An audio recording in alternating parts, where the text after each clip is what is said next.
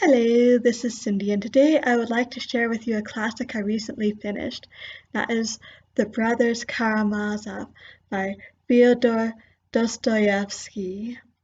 And I apologize if I did not say the author's name correctly. Russian is not in my background or training. Now, some of you may have looked at this book before, and it is a big book. I think it has at least 1,000 pages. And you may think to yourself, I can never get through a book like this. In my case, I found it helpful to listen to it on audiobook, where I could listen to it in chunks. And another advantage in a case like this, where the names are foreign to me, it was helpful to hear the way they sounded and not just the way they looked on a page. But to the book, The Brothers Karamazov, it is about three brothers and their father.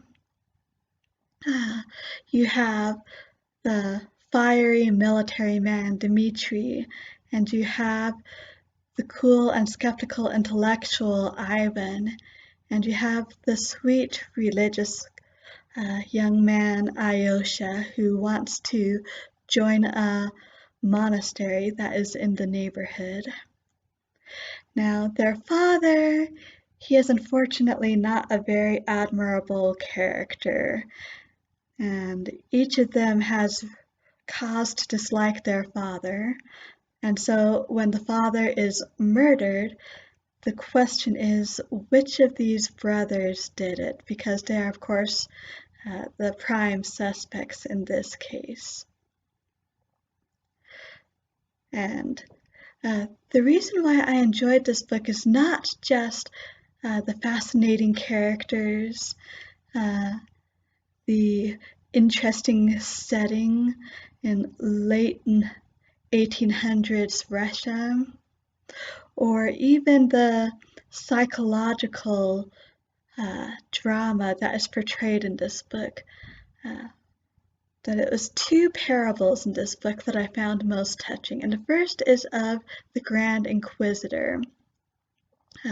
At one point, skeptical Ivan and religious Alyosha are having a conversation together, and to make his point, Ivan shares this parable that he came up with. And the parable is about what would happen if Christ had returned to the earth as he said he would in the middle of the Spanish Inquisition. And it is not only an interesting parable on its own right, but it is interesting how after the parable, Alyosha turns it on his head by basically using the ending to Ivan's parable in his own response. So if you read nothing else from the Brothers Karamazov, I suggest that you read that chapter, The Grand Inquisitor.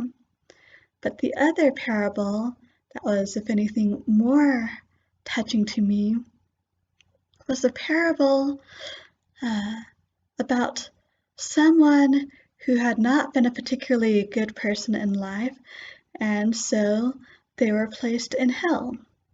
But this person's guardian angel, of course, did not want this, and so after looking at everything that could be done, they realized that this person had actually done one good thing with their life.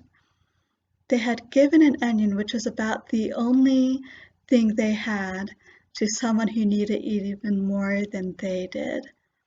It is a wonderful parable about helping each other to climb up out of whatever depths we may be in, and about the spark that one good deed can be in someone's life.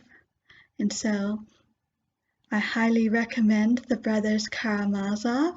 Don't be intimidated by the length. It is well worth making your way through it. Now, until next time, happy reading!